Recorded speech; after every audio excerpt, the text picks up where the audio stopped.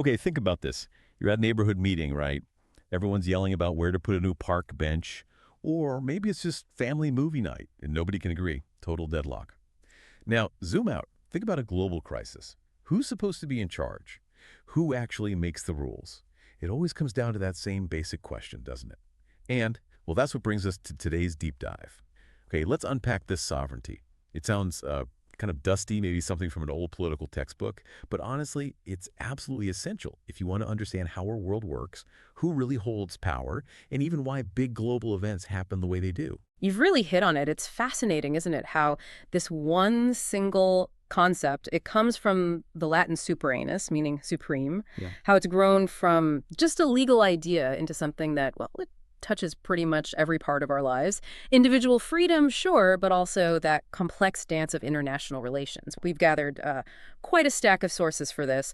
Really interesting stuff exploring sovereignty, its history, what it actually is, and importantly, how it's being challenged right now. So our mission here in this deep dive is to give you a shortcut, a way to understand this really complex idea, maybe with some surprising facts, some insights that hopefully clarify why it's still so relevant today. Okay, perfect. So to really get a handle on it, let's start right at the beginning. When we talk about sovereignty, what exactly are we defining? What's the core idea? Well, at its most basic level, sovereignty is just the supreme power of the state. Simple as that. And it's primarily a legal thing, you know. It's about the state's ultimate authority, particularly in the eyes of the law. J.W. Garner put it quite well, defining it as that characteristic where a state basically can't be legally bound except by its own decisions. Nothing else can limit it, legally speaking. It's usually when people try to stretch this legal idea into, say, moral or political territory that all the arguments and objections start flying. Right. So legally, the state calls the shots. But does that mean it could just do anything? Is there really no limit, even in theory? That sounds a bit scary. That's a great point, and it gets right to the heart of it. The core idea is, yes, the sovereign, whether that's a king, a president, parliament, whatever, they have the power to make laws, issue commands, set policy goals, and everyone within the borders has to obey. And crucially, they have the physical force to back it up. They decide things at their own will without needing anyone else's okay. But, and this is a big but, while it's legally absolute, that doesn't mean it's arbitrary. Any smart sovereign has to consider things like reason, justice, customs, what society values, the common good. If they just ignore all that, well, their legitimacy starts to crumble pretty fast. Eventually, they might even lose that sovereign power. So legally, they don't have to ask permission on right or wrong, but practically, they absolutely should listen. Interesting distinction. Legal versus practical reality. Mm-hmm. And this supreme power, it works both inside the country and, well, looking outwards too, right? Exactly. Sovereignty has two sides, internal and external. Internally, it means the state is supreme over everyone and everything within its borders. No person, no group inside the country is legally above the state. Externally, it means the state is independent, free from control or interference by other countries in how it handles its international affairs. You see this baked into the UN Charter, for instance, the whole principle of sovereign equality of all its members. It recognizes that each state has its own domestic jurisdiction. Okay, so if sovereignty is this absolute supreme power, how did we even get here? How did we start thinking this way? Where did the idea itself come from? That's a really important question, actually, because the whole modern idea of the state really started to take shape only when sovereignty was properly introduced and defined. So yeah, let's dive into the history a bit. All right, sounds good. Who kicked things off? Who first really tried to nail down this concept systematically? That would be Jean Bodin. He was a French thinker back in the 16th century, first one to really formulate it systematically. Bodin defined it as the absolute and perpetual power of commanding in a state, and also supreme power over citizens and subjects unrestrained by law. Now, you have to understand, this was revolutionary at the time. It completely flipped the medieval view on its head. Back then, law was seen as kind of eternal, maybe divine, and rulers were under the law. Bodin comes along and says, no, the sovereign is the source of the law. That's a huge shift. It basically laid the foundation for the modern nation state. Wow, okay. The sovereign creates the law. That is a massive change. But even Bodin's absolute sovereign, he still saw some limits, didn't he? It wasn't totally unchecked power. That's right. Even Bodin, who gave us this idea of absolute power, did put a couple of checks in place. He argued there were certain fundamental laws, like the Salic law in France about who inherits the throne, that even the sovereign couldn't just ignore. And critically, he believed private property was protected by natural law, which meant the sovereign couldn't just tax people without their consent. So some limits, yeah. Got it. So that's the internal side, the power within the state. Hmm. Who took this idea and applied it to the world stage, to how states interact with each other? Right, that brings us to Hugo Grotius.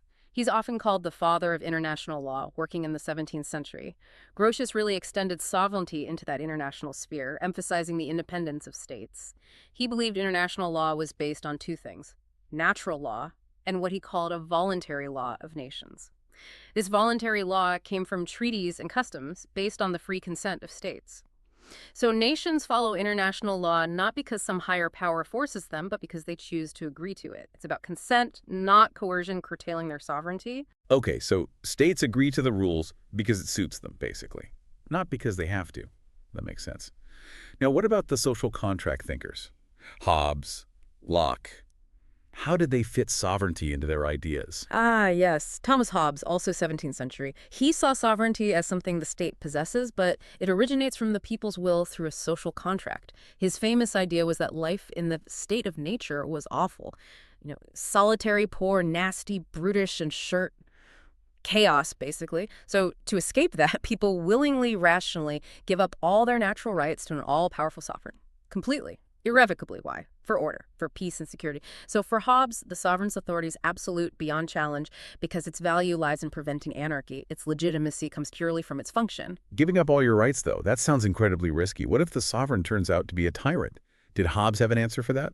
Hobbes basically said, yeah, it's a risk, but it's still better than the alternative total chaos. For him, order was the absolute priority. But you're right, not everyone bought that. John Locke, another English thinker around the same time, offered a strong counterargument. Locke absolutely did not agree with giving up all rights. He believed people kept certain fundamental natural rights: life, liberty, property. And the whole reason the state exists, for Locke, is precisely to protect those rights. So rulers couldn't possibly have supreme absolute power because their power is limited by the very job they were created to do. Right, a limited government approach. Then we get to Rousseau in the 18th century, and his ideas about the general will. That one always felt like a bit of a mind-bender to me. Oh, absolutely. Rousseau is fascinating. He introduced popular sovereignty. That was his big, significant contribution. See, Hobbes created a sovereign that was separate from the people. Rousseau flips that entirely. For him, the people themselves are the sovereign. He argued sovereignty stays with the people, acting together in their corporate capacity, and this collective is represented by what he called the general will. Government, in Rousseau's view. It's just an agent. It works for the people, carrying out that general will. And this general will, it's not just what most people happen to want at any given moment, is it? It's something deeper. Exactly. Rousseau makes a crucial distinction. There's the particular will, that's your immediate self-interest, maybe selfish desires, like wanting to run a red light because you're late. He called this the actual will. Then there's the general will. This represents the common good, what's best for everyone in the long run. It requires self-discipline. Stopping at the red light for the sake of order, he called this the real will. It's like your higher self versus your momentary impulse. And this leads to his most controversial phrase: a man can be forced to be free. Whoa. Yeah, meaning forced to follow the general will, which is ultimately in his own true long-term interest, even if he doesn't see it that way right now. Think of a parent saying, "This is for your own good." That's kind of the vibe. Definitely a mind-bending concept. And Rousseau saw this general will as absolute, too. Yes, he did. He believed the general will was absolute, unlimited, inalienable. It represented the rule of right reason, ensuring the common good prevailed. Okay, moving forward again. What about the utilitarians? Did Jeremy Bentham have a different take? He did. Bentham, writing in the 18th century, brought in a moral dimension. He argued that while sovereignty might not have legal limits, it definitely had moral limits. His key idea was that sovereignty is limited by the possibility of people resisting. There are times when resistance is morally justified. For Bentham, the sovereign had to constantly justify its authority by proving it was promoting the greatest happiness of the greatest numbers. If it failed that test, its legitimacy was questionable. And then fast forward to the 19th century, and John Austin comes along and seems to slam the door shut on all this moral stuff, bringing it back to pure hard law. That's a good way to put it. Austin really refined sovereignty purely as a legal concept. He's seen as the main guy behind the monistic theory, meaning one single source of power. His definition sounds almost clinical. If a determinate human superior receives habitual obedience from the bulk of the given society, that determinate superior is sovereign. Full stop. For Austin, law is simply the command of the sovereign, and it's backed up by sanctions punishment if you disobey. The sovereign is the one clear source of what he called positive law. Forget natural law, forget custom, those don't legally bind the sovereign. And citizens, they don't have legal rights against the state. Any rights they have are just concessions, gifts from the sovereign. Now, he acknowledged moral limitations might exist, sure, but legally, the sovereign is supreme, not accountable to anyone else in a formal legal way. His definition was so influential, so stark, it kind of dominated legal thinking for decades, cementing this idea of sovereignty as rigid top-down power. It really set the stage for the pushback that came later. It really does sound like a top-down absolute power structure. Okay, so we've traced this idea through centuries, different thinkers, absolute monarchs, the will of the people. But if we just boil it down, legally speaking, what are the essential ingredients? What makes sovereignty, well, sovereignty in that classic legal sense? Exactly. If we stick strictly to that legal viewpoint, classical theory says sovereignty has 5 key characteristics. Okay, lay them out for us. What's the first one? First up is absoluteness. Legally, the sovereign isn't limited by any higher power. Their will is supreme. Now, they might choose to follow moral principles or international law, but that's by their own free consent, not because they're legally forced to. It's about legal freedom from external restraint. Got it. Legally unbound, even if practically they might listen. What's number 2? Second is permanence. Sovereignty isn't tied to a specific ruler or government. It belongs to the state itself. Governments come and go, right? But the state's sovereignty lasts as long as the state itself remains independent. If it loses independence, say through conquest, its sovereignty is gone. Makes sense. The state outlasts the government. Third, Universality. The sovereign's power extends over everything within the state's borders, all people, all groups, all areas, all things. There are no legal no-go zones for its authority. Even things like diplomatic immunity. Those are granted by the state's consent, not because the state has to grant them. They can, in theory, be withdrawn. so total reach within its territory. Number 4, Fourth is inalienability. This means sovereignty can't be given away or transferred without destroying the state itself. Think about selling land. If a state cedes territory, it's not transferring its sovereignty over that land. Its sovereignty vanishes, and another state's sovereignty replaces it. Thinkers like Hobbes, Locke, Rousseau, they all agreed on this despite their differences. You can't give away the ultimate power without fundamentally changing or ending the state. Okay, and the last one. The 5th characteristic. And fifth, indivisibility. Sovereignty has to be whole. It must reside in a single body or entity. You can't really chop it up and share it out because then you risk having conflicting commands, which leads to chaos. There needs to be one final decider. But wait, that indivisibility thing, that immediately makes me think of federal states, like the US or India or Germany. It feels like sovereignty is divided there, doesn't it, between the national government and the states or regions? Ah, yes, the federalism question. That's a really common point of confusion, and it's crucial to get this nuance right. What's actually divided in a federal system isn't sovereignty itself, that ultimate indivisible authority. It's the exercise of governmental powers that's divided.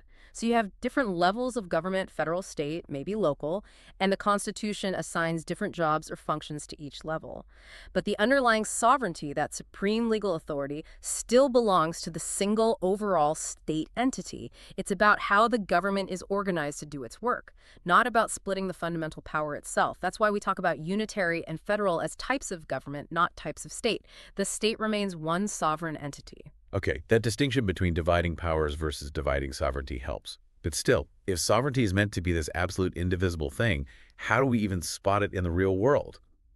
Especially in a messy modern democracy. It feels much harder to pin down in practice. You're absolutely right. It gets very difficult. These neat legal characteristics, they fit an absolute monarchy perfectly, like Louis XIV saying, "L'état c'est moi, I am the state." But trying to find the precise seat or the real nature of sovereignty in a democracy or a federal system or a state with a strong constitution and lots of different groups, yeah, it becomes extremely tricky in practice. Right. So how does this theoretical absolute power actually manifest in the real world? Yeah. What different sort of shades or types of sovereignty do we see? Well, we definitely see different aspects pop up. For instance, there's titular sovereignty. This is mostly symbolic. You see it in constitutional monarchies. Think the UK, Japan, Sweden. The king or queen or emperor is the official head of state, the sovereign in name, but the actual governing powers, they're held by parliament or the prime minister and cabinet. It's sovereignty in title only. Okay, the figurehead sovereign. What about when there's a real power struggle, like during a revolution or a coup d'etat? That's where political scientists talk about de jure and de facto sovereignty. De jure means by law. That's the legally recognized sovereign, the one who should be in charge according to the Constitution or existing laws, even if they've lost control. De facto means in fact. That's the person or group who is actually in charge, whose commands are being obeyed, usually because they have the military backing or popular support, even if they don't have formal legal authority yet. Think about historical examples like Oliver Cromwell in England after the Civil War, or Napoleon grabbing power in France, the Bolsheviks in Russia in 1917, or many modern military coups. There's a gap between legal right and actual power. Austin, by the way, didn't like this distinction applied to sovereignty itself. He thought sovereignty without legal backing was meaningless, so he preferred talking about de facto and de jure governments, not sovereigns. Okay, so this absolute theoretical sovereign. It sounds incredibly powerful on paper, almost godlike in his legal power. But what happens when you actually give that kind of authority to real people, to governments run by, well, humans who make mistakes, who can be selfish, who are definitely not perfect? And that question right there is the absolute crux of the issue. That's precisely what led to the next major shift in thinking about sovereignty, the rise of the pluralist theory. Because when you take that abstract idea of absolute legal power and put it in the hands of actual fallible human beings, Oh.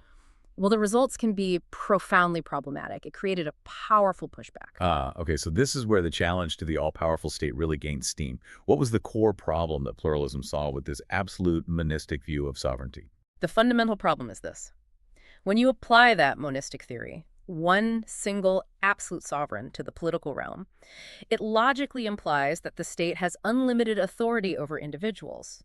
It risks reducing citizens to, as one critic put it, dumb-driven cattle. And this absolute power isn't held by some abstract state. It's wielded by governments, which are made up of, as you said, fallible men, people who are in no case perfect, divine, and infallible. And history showed pretty clearly that concentrating such power often led directly to autocracy and tyranny. So it was the realization that leaders aren't gods, they're just people, that fueled this. What other ideas contributed to challenging the state's claim to be supreme over all other groups in society? Yeah, that was a big part of it. There is also the organic theory of the state, the idea that the state is like a body, and individuals are just its cells or organs. This justified a huge expansion of state power. But then starting in the 19th and into the 20th century, several things chipped away at that idea. You had socialists like Marx and Engels arguing convincingly that state policy often just reflected the economic interests of the ruling class.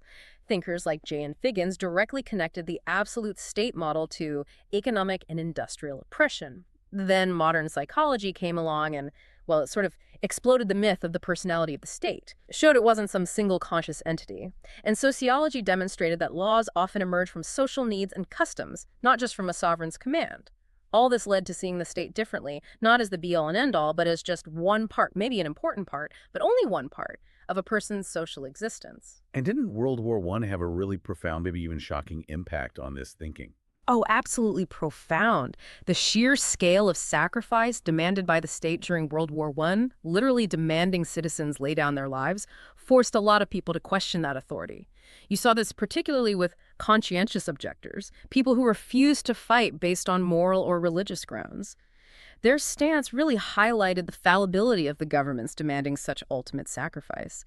Harold Lasmowski, who became a leading pluralist voice, pointed out that the state's claim to legal omnipotence often looked purely formal and invalid, in fact. He argued that just because fallible men in government intended well wasn't enough justification for such sweeping claims over people's lives and loyalties. So if the state isn't this single supreme entity towering over everything, what is it then, according to the pluralists? How do they see society? Pluralism shifts the focus from a purely legal view to a more sociological one. It looks at society and sees, well, lots of different groups. Churches, trade unions, businesses, families, cultural clubs, sports teams, you name it. Society is made up of all these associations, and many of these groups existed before the state, and they operate quite independently of it. They have their own purposes, their own loyalties. So, From this perspective, the state is just one of these associations. It might have unique functions, sure, but it stands alongside these other groups, not necessarily inherently above them all in every respect. Pluralists argued that people need these diverse groups for their own fulfillment, and the state shouldn't really interfere unless it's genuinely about maintaining public order or safety. Okay, so society is full of these competing groups and loyalties. If the state isn't the absolute boss, what is its job then? Does it still have a special role to play? Yes, it does. Pluralists generally didn't want to abolish the state. They saw it having a crucial role, but a different one. They often describe the state as an association of associations. Its main job is to coordinate the activities of all these different groups. When the interests of, say, a business group clash with the labor union or a religious group clashes with a secular one, the state steps in to mediate, to harmonize these conflicting claims for the overall common good. It's more like an arbiter, a referee, rather than an absolute ruler imposing its will from on high. It still has key functions like maintaining internal order, defending the territory, enforcing contracts, essential stuff. But its authority isn't seen as absolute or all-encompassing. And the state has to kind of earn its authority, right? It can't just demand obedience. Precisely. Because the state holds unique powers, the power to use force, to compel obedience, pluralists argued it carries a higher moral responsibility. It has to constantly justify its authority by showing it's genuinely working to harmonize the interests of all groups in society, not just favoring powerful special interests or vested interests. This is seen as its most delicate and difficult task, especially when you consider the Marxian critique that states often end up serving the dominant economic class. The state has to prove it's acting impartially for the common good. And this line of thinking naturally leads towards wanting to spread power out more, doesn't it? Away from just one central authority. Exactly. Pluralists strongly rejected the idea of the all-powerful Leviathan state that Hobbes envisioned. They argued that constantly expanding state authority actually undermines democracy and individual liberty. And concentrating too much power in one place also makes government less efficient, less responsive. So they advocated for decentralization. Society's management, they argued, should be shared among various associations, perhaps in proportion to how much they contribute to the overall social good. Power should be distributed, not hoarded at the center. So it's less like a pyramid with one boss at the top and more like, I don't know, an orchestra with many instruments needing a conductor. Yeah. Who were the key thinkers who really composed this pluralist symphony challenging that monolithic state idea? Yeah, that's a good analogy. Let's zoom out again. Many brilliant minds contributed, building this complex counterargument to absolute state power. Tell us about some of the earlier thinkers who started chipping away at the old model. Some important forerunners, laying the groundwork, were people like Emil Durkheim in sociology, and particularly Otto von Guericke and his English interpreter F.W. Maitland in legal history. Their big contribution was the idea of the real personality of groups. They argued that groups like guilds, churches, universities weren't just legal fictions created by the state. They had a real life, a real will of their own, independent of the state. This idea that groups are real entities fundamentally challenged the notion that only the state and the individual truly exist in a legal or social sense. Okay, so groups are real. How did others build on that? Well, you had Léon de Guatte in France. He argued that law doesn't come from the sovereign's command, but from social solidarity, the facts of human interdependence. He famously said, laws exist before the state, and the state's main job, its defining feature, isn't sovereignty, but providing public service. Then, Hugo Crabbe, a Dutch scholar, went even further. He said law is independent of and actually superior to the state. For Crabbe, sovereignty wasn't an attribute of the state at all. It belonged to law itself, flowing from the community's sense of right. The state was merely a legal community subject to the law. So the law is king, not the state. What about someone like A.D. Lindsay? A.D. Lindsay, a British political philosopher, really emphasized that the state is just one association among many.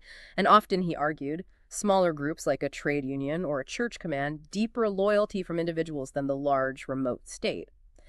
Because of this, he advocated giving these associations more real authority, perhaps even allowing them to make rules for their own members, breaking the state's monopoly on lawmaking. Ernest Barker, another Brit, didn't fully buy the real personality idea, but he still saw the state as an association of associations. Its role was primarily as an agency for harmonizing the interests of different groups and individuals, constantly adjusting their relationships. You mentioned Harold Lasky earlier. Yeah. He sounds like he was perhaps the most passionate, maybe even fiery advocate for pluralism. Oh, definitely. Lasky was arguably the most ardent and influential exponent, especially in the English-speaking world. His views evolved over time, but particularly in his earlier work, he was scathing about traditional sovereignty, calling it a legal fiction and a barren concept.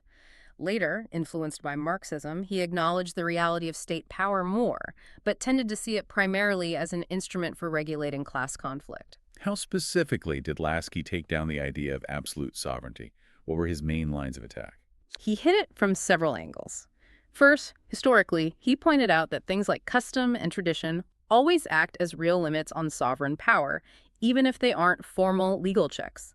They're political necessities. Internally, he argued that even supposedly legally unlimited power is always exercised within the practical constraints and expectations of a given society. His example was that the British Parliament, though legally supreme, wouldn't dare disenfranchise all Catholics. It's just politically unthinkable. Externally, he was adamant that absolute state sovereignty was simply incompatible with the reality of world interdependence. He famously declared, "The real unit of allegiance is the world," a pretty radical statement for the time. And like others, he found it really hard to pinpoint Austin's single determinate sovereign in complex federal states like the U.S. So he's basically saying legally absolute maybe, but practically never. And he also really hammered home that difference between the state as an idea and the government as actual people, didn't he? Yeah. Yes, that was absolutely central to his argument. He constantly stressed the government is just the agent of the state. It's not supreme itself. And crucially, it's made up of those fallible men and people who can be incompetent, selfish, biased. This distinction is vital because it allows us to create institutional mechanisms for changing the agents of the state, like elections, when they mess up without destroying the state itself. He also argued strongly on moral grounds. The state is just one among many associations someone might belong to.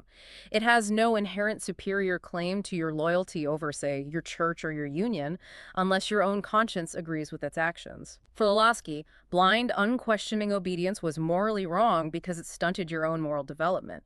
The state has to earn your allegiance by acting as a public service corporation, delivering results that align with your sense of justice. And this led him to advocate for a kind of federal authority across society, not just in government structure. Absolutely. He saw society itself as fundamentally federal, an association of associations, a federation of various interest groups. So his logical conclusion was, because society is federal, authority must be federal also.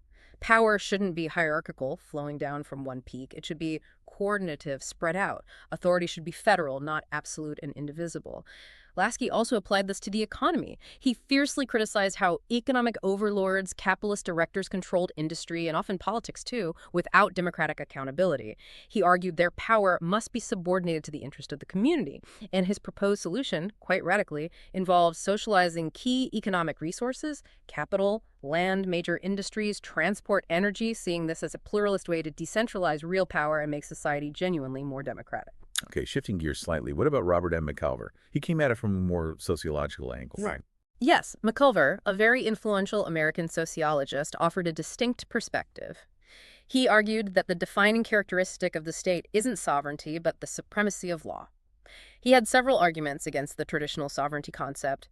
He found Rousseau's general will almost impossible to locate in diverse, changing modern societies. He agreed it was hard to find Austin's ultimate sovereign in democracies. And he stressed that government power is always limited by the Constitution and ultimately relies on legitimacy, on people accepting its right to rule. So for McCulver, law comes first, not the sovereign's command. That sounds similar to Crabbe. Exactly. He explicitly stated, "To law, therefore, we must turn, and not to sovereignty as such." Like Crabbe and Duguid, McCulver believed law exists before the start. The state mainly codifies, modifies, and enforces pre-existing social norms and laws. He agreed the authority of law is actually greater than the authority of the state. And where does the state's authority come from? Like any other association, he argued, it derives from the will of the majority of the people. He also noted that the state regulates the legal status of other associations, but it doesn't create them. They exist independently. So the state isn't the source of everything. When does it get involved with these other groups then? McCulver said the state primarily intervenes when the interests of different groups clash. Its role is to represent the common interests, but, and this is key, not for the whole of the common interest. It has a specific, limited, coordinating function. He warned that claiming absolute sovereignty for the state would be fatal to the harmony of social life because it ignores the vital roles and loyalties attached to other groups. Interestingly, later in his career, he made a distinction. He argued that cultural or emotional associations like artistic groups or religious bodies cannot be regulated by the state without crushing their spirit. But economic interest groups, they must be regulated by the state to ensure things like fair wages, safe working conditions, and responsible property use, preventing them from disrupting public order. Okay, so the pluralists definitely mounted a powerful challenge to the idea of absolute state power internally, painting a picture of society as this network of groups. But what about looking outwards, beyond national borders? What happens to sovereignty in a world that just feels smaller, more connected than ever before? That's the next big piece of the puzzle. If we broaden our view beyond the internal workings of the state, the challenges to traditional sovereignty become even more apparent. The whole international environment, especially with globalization, has fundamentally reshaped the landscape. Let's start with some historical external challenges first. Things like imperialism and colonialism. How did they impact the sovereignty of nations? Imperialism and colonialism were, historically, massive assaults on the sovereignty of many peoples and territories. Edward Said made a useful distinction. Imperialism is the broader idea, the practice, theory, and attitudes of a dominating metropolitan center ruling a distant territory. Colonialism is more specific, the implanting of settlements on distant territory. From the 18th and 19th centuries onwards, European powers engaged in huge expansion driven by trade and industry needs. They set up colonies across Africa, Asia, the Americas, essentially stripping away the sovereignty of existing societies to exploit their resources and people. And what was the main driver behind this? Just hunger for power or something else? It was complex, but economics played a huge role.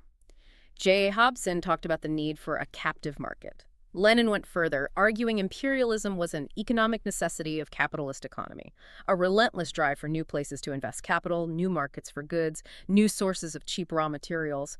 This explicitly created, as Lenin put it, a division into oppressor and oppressed nations. Now, after World War II, we saw a major wave of decolonization.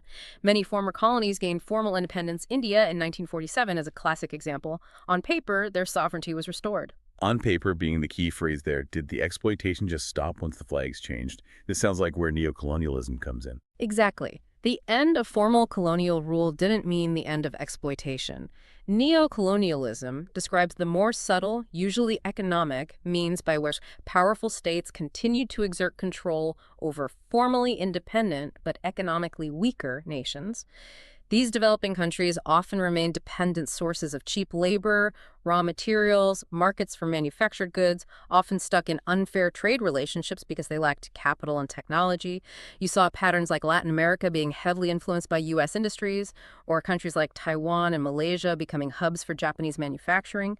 Multinational corporations, MNCs, played a big role, extracting huge profits. And then there's the brain drain, skilled professionals leaving developing countries for better opportunities in the West. And the term neo-colonialism itself, who came up with that? It was popularized by Kwame Nkrumah, the first president of Ghana, back in 1965. He argued passionately that neo-colonialism was actually more injurious and more difficult to detect than old-style colonialism because it worked through less obvious channels, international financial institutions, manipulation of prices, the power of MNCs. So these countries could be sovereign democratic republics in name, but in reality their choices were heavily constrained by these external economic forces. Beyond economics, what about the Cold War? The rise of those massive power blocks after World War II must have squeezed national sovereignty too. Absolutely. The post-WWII world saw this dramatic split into two huge ideological and military camps. You had the capitalist bloc, led by the U.S. and anchored by NATO, and the communist bloc, led by the Soviet Union and organized through the Warsaw Pact. These weren't just alliances, they were power blocs with immense global reach and influence. This era became known as the Cold War, a term Walter Lippmann popularized. It was this strange, tense conflict fought mainly through propaganda, arms races, proxy wars, but without direct large-scale fighting between the U.S. and USSR themselves. And how did being caught between these two giants impact the sovereignty of other nations, especially the newly independent ones? It posed a massive new threat. Traditional military defense meant little against nuclear superpowers. Many nations felt immense pressure to align themselves with one bloc or the other, which inevitably meant compromising some of their independence, their freedom to make their own foreign policy choices. This is why the non-aligned movement emerged, led by figures like Nehru of India, Nasser of Egypt, and Tito of Yugoslavia. They represented the Third World, these newly independent nations trying desperately to steer their own course, avoid dependence on either superpower, and focus on their own development. It was a constant struggle against immense pressure from both sides. The end of the Cold War, around 1991, must have fundamentally changed that dynamic again. But did it lead to more genuine sovereignty or just different kinds of pressures? It certainly ended the bipolar standoff. The Soviet Union dissolved, the Warsaw Pact vanished. NATO, interestingly, remained and even expanded. But what we saw was a significant shift in the basis of global power. It wasn't just about military might anymore. Economic power and technological superiority became increasingly dominant. This shift, combined with growing awareness of global problems like environmental degradation and the explosion of global communication networks, all this paved the way for the era of globalization, bringing a whole new set of complex challenges to the traditional understanding of state sovereignty. Right. So neo-colonialism, power blocks. They definitely put the squeeze on old ideas of sovereignty. But now we're living deep in this age of globalization. Everything feels linked: economies, information, culture, even problems like pandemics or climate change. What does that do to a nation's ability to be truly independently sovereign? Can any nation really claim that absolute external sovereignty anymore when we're all tangled up together like this? That's the multi-trillion-dollar question, isn't it? And it really brings us to the current challenges. The sheer primacy of economic issues on the global stage and the fact that globalization became a conscious policy have profoundly challenged the Westphalian ideal of separate sovereign states. The old boundaries just don't seem as solid. Okay, let's unpack that. How does globalization put economic issues front and center in a way that impacts sovereignty? Well, think about it. So many of the biggest global challenges we face, climate change, financial crises, pandemics, resource scarcity, they require global cooperation, and the solutions are often deeply intertwined with economics. We saw this shift accelerate in the late 70s and 80s. Military power didn't disappear, obviously, but economic clout, technological edge that became increasingly central to state power and influence. Economies became incredibly interdependent, nations relying on foreign oil, foreign markets, foreign investment. We saw huge shifts, like Japan's economic rise, the U.S. becoming a major debtor nation, and global financial markets became linked 24/7 through electronic banking. Money flows across borders in milliseconds. Can you give us a really concrete example, something that illustrates just how radically interconnected things are now? Sure, the source material gives a great one. Imagine an aircraft built in America using parts from multiple countries, flying Japanese businessmen to Indonesia to secure oil needed for Japanese industries back home. Meanwhile, French financiers might be using digital networks linked via that same supply chain infrastructure to manage investments in Hong Kong. It's a global web. Or think simpler. A factory layoff in the U.S. textile industry might be directly linked to cheaper imports from East Asia. A nuclear accident like Chernobyl contaminates food far beyond Soviet borders. Forest fires in Indonesia affect air quality across Southeast Asia. The hole in the ozone layer is a global problem caused by actions within nations. Even something like the 9/11 attacks a horrific event in one city, but experienced instantly, globally, through television and the internet. Our fates are linked. It really does paint a picture of radical interdependence. So, what are the fundamental questions this raises for that traditional idea of external sovereignty? If we're all in the same boat, who's steering? It forces some really tough questions, like how can any nation realistically claim absolute independent external sovereignty when economies, environments, even information and diseases flow so freely across borders? What responsibilities do wealthy nations have for global well-being, not just their own citizens? Where does a national issue end and an international one begin anymore? Who has the authority and the capability to deal with truly global threats, like terrorism, drug trafficking, climate change? Clearly, that old, rigid definition of external sovereignty needs rethinking. It needs to become much more flexible, more nuanced to match the reality of our interconnected world. And you mentioned globalization wasn't just something that happened organically. It was also pushed as a conscious policy. Yes, particularly from the 1980s onwards. It went hand in hand with two other big trends. Liberalization, which meant governments reducing their control over the economy, supposedly for greater efficiency and cutting back on welfare spending, and privatization, which involved selling off state-owned industries and assets to private companies. The core idea behind promoting globalization as a policy was economic efficiency. Let's mobilize resources, capital, technology, raw materials, labor, find markets wherever they are cheapest or best around the globe. The goal: minimize costs, improve quality, maximize profits on a global scale. And this policy actively encouraged things like multinational corporations and aimed to create a more uniform global culture. Exactly. It created a very favorable environment for multinational corporations, MNCs, to operate across borders. It required and spurred massive investment in global transport and communication networks to link everything up. And yes, there was often an accompanying effect, sometimes intended, sometimes not, of promoting a more uniform global lifestyle think brands, entertainment, media. The ideal, proponents argued, was creating a global culture that could foster greater understanding between peoples. Okay, so this conscious push for globalization, Mhm. how is it viewed overall? Is it seen as a universal good, Mhm. or is there significant debate and criticism? Oh, there's massive debate, huge disagreements. You have strong voices on all sides. The pro-globalization camp argues it's broken down outdated national barriers, allowing for unprecedented flows of knowledge, culture, technology, and investment. They say it connects local communities to global markets, brings benefits through efficiency, and fosters awareness of shared global challenges like the environment. And the critics, what's their main case against it?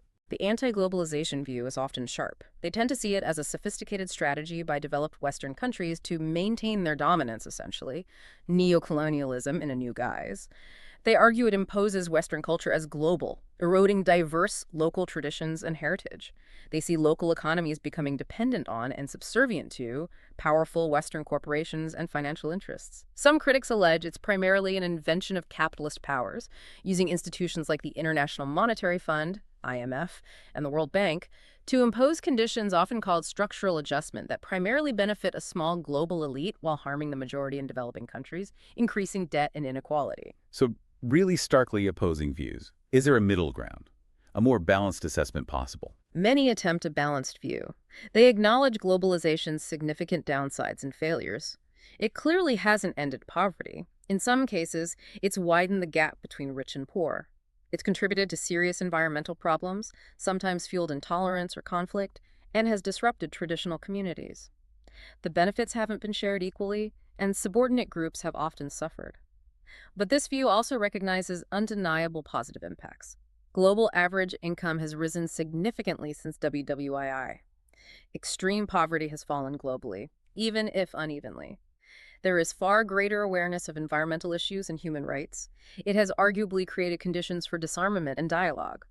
And it has given a global platform to previously marginalized groups, empowering them in new ways. So the conclusion often reached is that trying to stop globalization is probably unrealistic and maybe even undesirable. The real challenge is how to manage it better, how to maximize the benefits, minimize the harms, and make the whole process much fairer and more sustainable. Just quickly, how do the main theories of international relations interpret globalization's impact on sovereignty? They offer different lenses, as you'd expect. Realists tend to think globalization, while increasing interdependence, doesn't fundamentally change the game. Nation states, sovereignty, and power politics, still central. It's just a more complex environment. Liberals, on the other hand, often see globalization as truly transformative. They argue states are becoming less central, overshadowed by a web of transnational actors, corporations, NGOs, individuals. This creates new efficiencies, choices, and potential for prosperity through global cooperation. Radical theories, often drawing from Marxism, tend to view globalization as the latest phase of international capitalism.